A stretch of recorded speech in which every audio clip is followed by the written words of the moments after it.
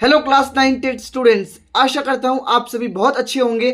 आज का हमारा टॉपिक है पोटेंशियल एनर्जी। बहुत इजी वे में हम समझेंगे थ्रू अ नोट्स। देखते हैं क्या है पोटेंशियल एनर्जी क्लास 9 एनसीईआरटी के अंदर, जिसका दूसरा नाम है स्टोर्ड एनर्जी। ध्यान रखना, कभी कभी एमसीक्यूज के अंदर आता है कि पोटेंशियल एनर्जी का दूसरा नाम क्या है, तो उसका नाम है स्टोर्ड एनर्जी। एक बार डेफिनेशन पढ़ते हैं जिससे थोड़ा आइडिया होगा कि ये है क्या। देखते हैं क्या है। Potential energy is the energy. Potential energy एक एनर्जी है possessed by an object due to its position और कॉन्फ़िगरेशन। कॉन्फ़िगरेशन का मतलब होता है शेप, ध्यान रखना। तो पोटेंशियल एनर्जी एक एनर्जी है जो कहां पाया जाता है, किसी भी पोजीशन के अंदर, किसी भी बॉडी के पोजीशन के अंदर, किसी भी ऑब्जेक्ट के पोजीशन के अंदर या शेप के अंदर। एक बार वापस याद रखना, पोटेंशियल एनर्जी हमेशा चेंज होता है। इसको हम स्टोर्ड एनर्जी भी कहते हैं। क्यों कहते हैं? इसलिए कहते हैं कि जो पोटेंशियल एनर्जी होता है किसी भी ऑब्जेक्ट के पोजीशन पे डिपेंड करेगा और उसके शेप पे करेगा। कि मान लीजिए पोटेंशियल एनर्जी किसी भी ऑब्जेक्ट का बलून है, मान लीजिए बलून है, आपने फुलाया उसे और आपने उसे दबाया, तो पोटेंशियल एनर्जी उस टाइम पे बहुत ज्यादा होगा जब आपने उस बलून को दबाया। जब बलून को आपने दबाया तो पोटेंशियल एनर्जी बहुत ज्यादा होगा, लेकिन जैसे ही आपने उसको छोड़ दिया पोटेंशियल एनर्जी कम हो गया। ठीक है, एक और एग्जांपल देना चाहूंगा आपको। मान लीजिए एक स्टोन है, जब आपने उसे हाइट पे फेंका, तो जब आपने उसे हाइट पे फेंका तो पोटेंशियल एनर्जी मैक्सिमम होगा। पोटेंशियल एनर्जी मैक्सिमम क्यों होगा भैया? क्योंकि उस टाइम पे उसका पोजीशन चेंज बहुत ज्यादा हुआ और उसका शेप भी शायद डिपेंड करता है कैसा ऑब्जेक्ट है। तो हमने स्टोन लिया, स्टोन हमने ऊपर फेंका, जब ऊपर फेंका तो जो स्टोन था उसका पोजीशन थोड़ा चेंज हुआ होगा, तो उसमें मैक्सिमम पोटेंशियल होगा। लेकिन जैसे जैसे वो नीचे होगा वैसे वैसे उसका पोटेंशियल एनर्जी लो होगा। आशा करता हूं आपको इतना अच्छी तरीके से समझ में आया हो पोटेंशियल एनर्जी क्या होता है। दो एग्जांपल भी मैंने दिया है। A stone keeped on a roof, एक स्टोन है, आप ऊपर पे रखिए, स्टोन को ऊपर पे रखिए, तो इससे क्या होगा? Left to a height. कहने का मतलब क्या? उस टाइम पे जो पोटेंशियल एनर्जी होगा उस स्टोन पे, हाइट पे ज्यादा होगा। क्यों होगा? क्योंकि वो ऊपर है। पोटेंशियल एनर्जी का पोजीशन डिपेंड करता है, मैंने बताया किसी भी ऑब्जेक्ट का पोजीशन और शेप डिपेंड करेगा पोटेंशियल एनर्जी पे। ज्यादा ऊपर होगा तो पोटेंशियल एनर्जी ज्यादा होगा, नीचे होगा तो कम होगा। ठीक है। अ स्ट्रेच्ड स्प्रिंग। अब स्ट्रेट स्प्रिंग मतलब क्या? कोई स्प्रिंग है, आपने उसे खींचा तो उससे उसका पोजीशन चेंज हुआ, उसका शेप चेंज हुआ, तो उस टाइम पे क्या होगा? उसकी पोटेंशियल एनर्जी मैक्सिमम होगी। लेकिन जैसे ही आपने छोड़ दिया, वापस अपने शेप में आ गया, तब उस टाइम पे पोटेंशियल एनर्जी जो होगा लो हो जाएगा। सिंपल सी बात थी। ठीक है, आशा करता हूं आपको पता चल गया होगा कि पोटेंशियल एनर्जी किसे कहते हैं अच्छी तरीके से। ठीक है, अब हम स्टूडेंट्स देखेंगे कि फॉर्मूला क्या है। फॉर्मूला है mgh। PE is equal to mgh। PE मतलब potential energy is equal to mgh, जिसका मतलब है m का मतलब है मास, g का मतलब है acceleration due to gravity and height का मतलब है h। और मैंने SI यूनिट्स भी लिख दिया है। मास का अगर कभी कभी देखो तीन चार चीजें हैं तो तीन देगा, एक फाइंड करने के लिए बोलेगा। कभी पोटेंशियल एनर्जी दे देगा, g दे देगा, h दे देगा और बोलेगा मास फाइंड करने के लिए। कभी तीनों दे देगा, पोटेंशियल एनर्जी फाइंड करने के लिए बोलेगा, कभी हाइट फाइंड करने के लिए बोलेगा। तो मैंने अच्छी तरीके से आपको SI यूनिट्स प्रोवाइड किया है कि आप भूले ना। ठीक है, SI यूनिट्स मोस्ट इंपॉर्टेंट होता है न्यूमेरिकल्स के अंदर। तो मास kg है, एक्सेलरेशन जो होगा मीटर पर सेकंड स्क्वायर में होगा और इसकी वैल्यू याद रखिएगा 9.8 मीटर पर सेकंड स्क्वायर, याद रखिएगा। h is equal to height जो मीटर में रहेगा। ठीक है, SI यूनिट उसका मीटर में है। और देखते हैं क्या है SI unit of PE, potential energy का जो होगा जूल में होगा। जब हम फाइंड करेंगे न्यूमेरिकल, बोलेगा पोटेंशियल एनर्जी फाइंड करो तो जूल में उसका आंसर आएगा, ध्यान रखिएगा। और देखते हैं क्या है। Energy transformation involves the conservation of one into another form. देखो जब भी एनर्जी का ट्रांसफॉर्मेशन होता है तो उसके अंदर कन्वर्जन होता है एक फॉर्म से दूसरे फॉर्म में। मतलब क्या भैया? देखिए जो एनर्जी होता है, अभी हमारा नेक्स्ट टॉपिक यही है, एनर्जी के ऊपर है कि जो एनर्जी होता है, अभी थोड़ा ऊपर से बता रहा हूं, जो एनर्जी होता है वो एक फॉर्म से दूसरे फॉर्म में कन्वर्ट होता है, उसे हम क्रिएट नहीं कर सकते, डिस्ट्रॉय नहीं कर सकते। ये बात याद रखिएगा। ठीक है, कोई भी इंसान मर जाता है तो वापस मिट्टी में आता है, लेकिन उसकी जो एनर्जी होती है वो प्रेजेंट होती है। अब इंसान छोड़ दीजिए, कुछ और एग्जांपल लेते हैं।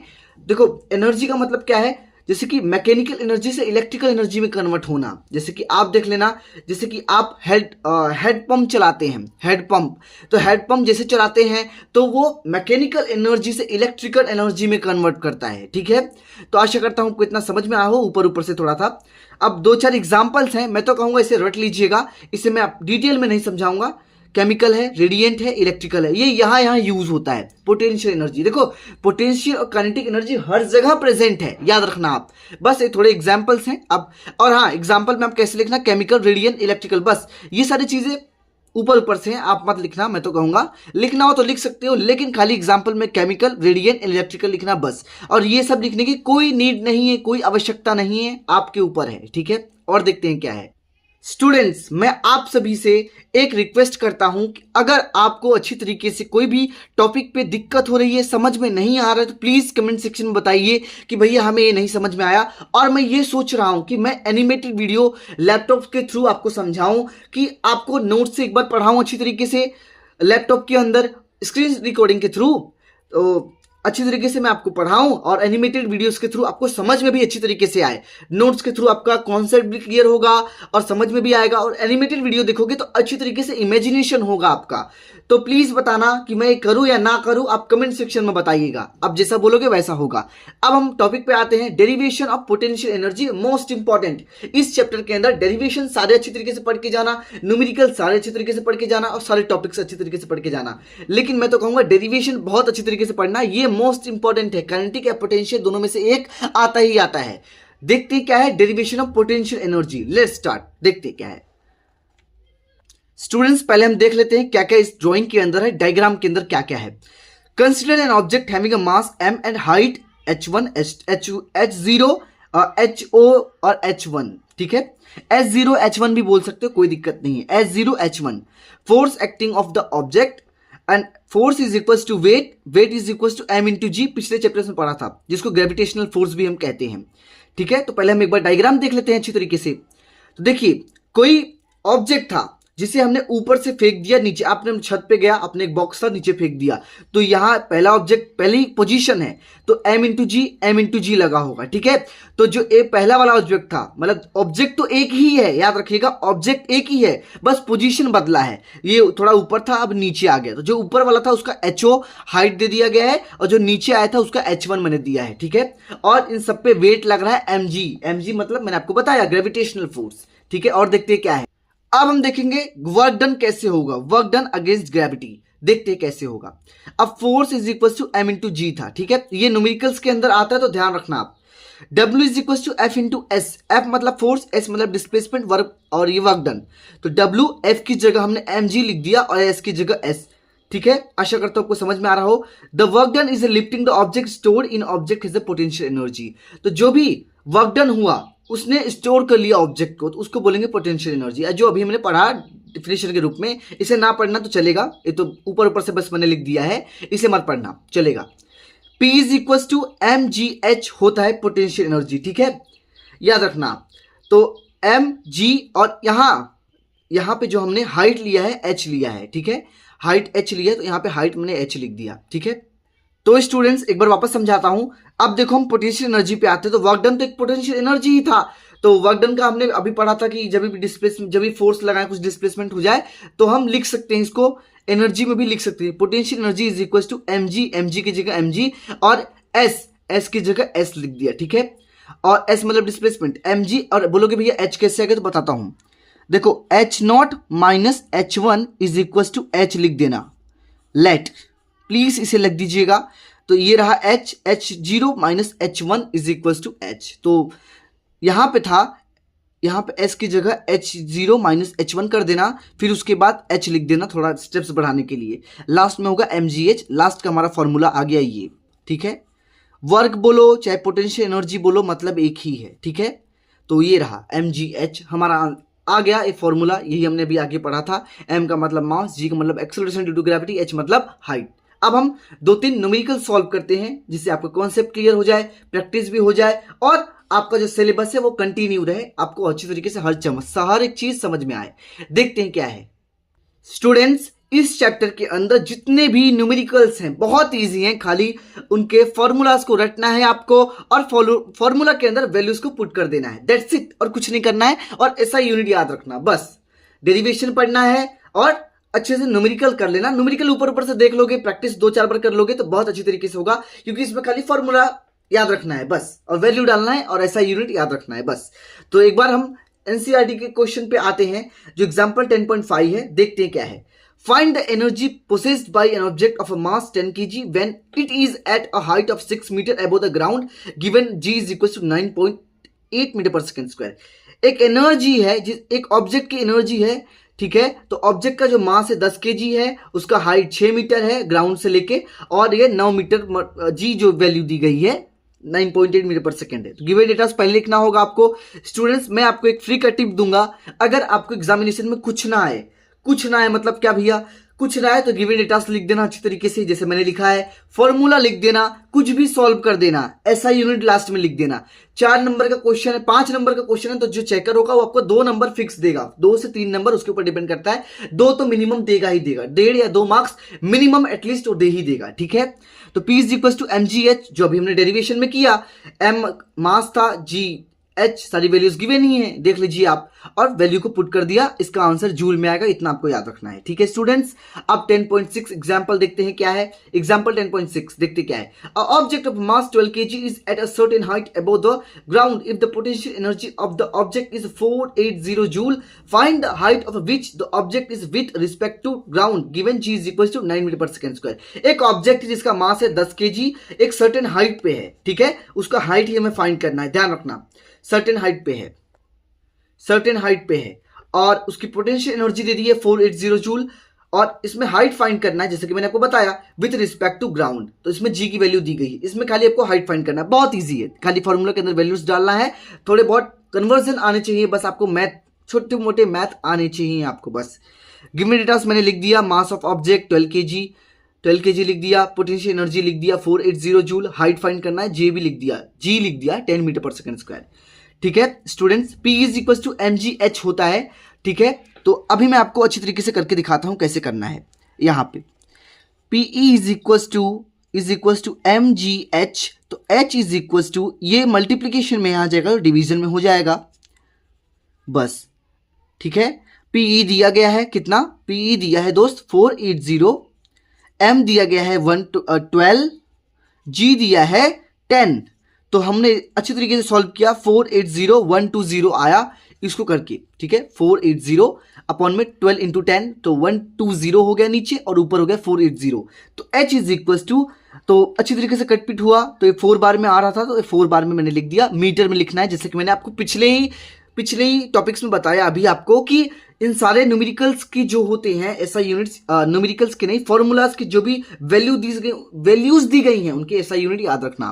पहले बताया था कि मीटर का, हाइट का मीटर था, एक्सेलरेशन का मीटर पर सेकंड स्क्वायर था, और मास का था केजी, इतना याद रखना, और पोटेंशियल एनर्जी का था जूल, ठीक है स्टूडेंट्स। अगर आपको कुछ टॉपिक नहीं समझ में आया हो, आप क्लास 9 के अंदर हैं, तो प्लीज मैं तो कहूंगा थोड़ा रट लेना। देखो साइंस के अंदर, क्लास 9 के अंदर थोड़े बहुत बेसिक्स आने चाहिए, लेकिन कुछ ना आए तो रट लेना उनसे, जैसे कि ऐसा यूनिट्स हो गए, न्यूमेरिकल्स के थोड़े स्टेप्स होते हैं वो रटना होता है, और रिवीजन करते रहना, ठीक है। अब हम टॉपिक पे आते हैं दोस्त, law of conservation of energy, most important, 2 या 4 नंबर में पक्का आने चांस है इसका, तो बताऊंगा कैसे क्या करना है।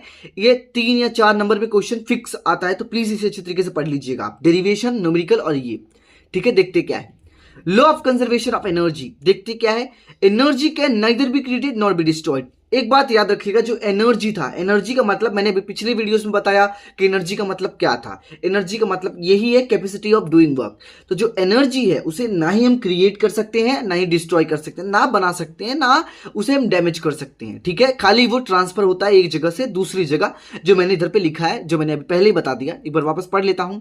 It can be transform one form to another form, therefore the total energy of an isolated system remains constant. तो याद रखिएगा, जो एनर्जी होता है एक फॉर्म से दूसरे फॉर्म में खाली कन्वर्ट होता है, इलेक्ट्रिकल से मैकेनिकल। जैसे एक बेस्ट एग्जांपल है सोलर पैनल्स में आपने देखा होगा कि जो भी सनरेज होती हैं सोलर पैनल्स पे जाती हैं और वो रेज से इलेक्ट्रिकल एनर्जी में कन्वर्ट करता है, मतलब इलेक्ट्रिसिटी में। तो ये बेस्ट एग्जांपल था। अभी आप आगे चलोगे, जब 10th में 12th में जाओगे तब आपको डिटेल में पढ़ने को मिलेगा क्या होता है। अभी के लिए ऊपर ऊपर से बस पढ़ो, ठीक है। और देखते क्या है, therefore total energy of an isolated system remain constant. तो याद रखिएगा, कोई भी आइसोलेटेड सिस्टम है, बंद कोई ऑब्जेक्ट है, बंद है, पूरा कोई रूम है बंद है, तो जो भी एनर्जी होगा वो कांस्टेंट होगा। मतलब कांस्टेंट मतलब क्या भैया, चेंज हो भी सकता है नहीं भी हो सकता है, रिमेन्स कांस्टेंट। तो मतलब चेंज नहीं होगा, माफ कीजिएगा। कोई बंद कमरा है, देखो बंद कमरे में एनर्जी हमेशा ट्रांसफर होती ही है, लेकिन साइंटिस्टों ने कुछ कुछ चीजें ऐसी आइसोलेटेड सिस्टम बनाई है ना कि जो एनर्जी होती है वो बाहर नहीं जाती है, ठीक है। तो कहने का मतलब क्या है, जो एनर्जी होती है वो आइसोलेटेड रहती है, तो जो एनर्जी है वो चेंज नहीं होती, कांस्टेंट रहती। कांस्टेंट का मतलब जो चेंज ना हो उसको बोलेंगे कांस्टेंट, याद रखिएगा। अब एग्जांपल दिए, consider stone falling free from a height. वो समझ लेना आप, एग्जाम्पल खाली रटने के लिए था, रट लेना अच्छी तरीके से, ठीक है। और देखते हैं क्या है, at a top potential energy maximum kinetic energy is equal to 0। देखो ये एमसीक्यू उसके अंदर बहुत ज्यादा पूछा गया है, इसलिए मैंने लिख दिया, तो प्लीज इसे आप लिख दीजिएगा प्लीज, ठीक है। याद रखना, जब भी ऊपर की बात हो तो काइनेटिक एनर्जी कम होगी, 0 होगी सॉरी, और पोटेंशियल एनर्जी मैक्सिमम होगी। पढ़ना, इसे रटना, ये एमसीक्यू उसके अंदर हमेशा आता है कि कोई ऑब्जेक्ट है जो टॉप पे है, कोई ऑब्जेक्ट है जो गिर रहा है, कोई ऑब्जेक्ट है जो नीचे है ग्राउंड से। तो इसे रटना, मैं ऐसे नहीं पढ़ा रहा हूं आपको, ठीक है स्टूडेंट्स। तो पोटेंशियल एनर्जी मैक्सिमम कब होगा, जब टॉप पे होगा, और काइनेटिक एनर्जी टॉप पे 0 होगा। ड्यूरिंग फॉल, जब कोई ऑब्जेक्ट गिर रहा है मतलब क्या, नीचे आ रहा है, गिर रहा है, तो पोटेंशियल एनर्जी कम होगा, काइनेटिक एनर्जी इंक्रीज होगा। पोटेंशियल एनर्जी इज डिक्रीजिंग, थोड़ा ऊपर से लिख रहा हूं खाली समझने के लिए, इंक्रीजिंग, ठीक है। और just before reaching the ground, और जस्ट वो नीचे आने ही वाला है। जैसे कि आप देख सकते हैं ये हाइट पे था, टॉप पे था, और ये अभी बीच में रास्ते प्रोसेस में था, लेकिन अब जो ऑब्जेक्ट है नीचे आने ही वाला है, ग्राउंड पे टच होने ही वाला है, तब का ये केस है। तो क्या है, पोटेंशियल एनर्जी मिनिमम होगी, काइनेटिक एनर्जी मैक्सिमम होगी, ध्यान रखिएगा, ठीक है। इंक्रीजिंग डिक्रीजिंग याद रखना, मिनिमम मैक्सिमम याद रखना, ठीक है। और ये देख लीजिए, ये मोस्ट इंपॉर्टेंट है, but at every state potential energy and kinetic energy is equal to constant. तो mgh फॉर्मूला भी लिख दिया है मैंने, कांस्टेंट मतलब जो चेंज ना हो, ध्यान रखिएगा।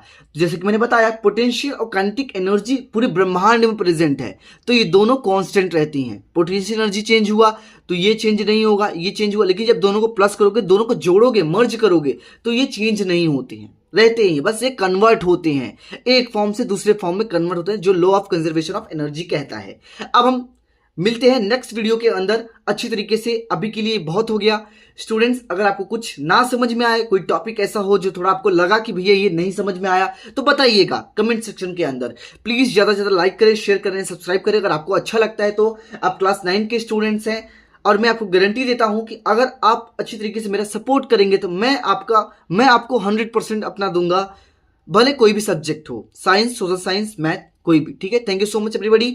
कोई भी डाउट हो आप कमेंट सेक्शन में पूछना। Thank you so much.